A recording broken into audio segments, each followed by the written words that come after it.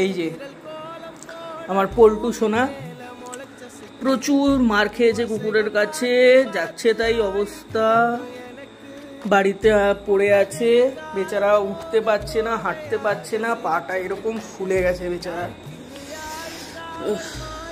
যাচ্ছে তাই অবস্থা। কি বিভৎস ভাবে মেরেছে ছেলেটাকে আমার। ওষুধ চলছে। নিমু ম্যাডাম এদিকে একটু দেখা যাও বাবাই। ওই ঢুকে বললো। ও পল্টু দাদাকে নিয়ে খুব চিন্তায় আছে যে পল্টু দাদা এত জোর মার খেয়েছে, পল্টু উঠতেই পারছে না। পল্টু, ও সোনা, তোমার সোনা ছেলেটা, তোমার ঢেকাই বাবাটা, ঠ্যাং তুলতে হবে না তোমাকে, ঠ্যাং নামাও। খুব ব্যথা ছোটটার গায়ে, প্রচুর মার খেয়ে গেছে।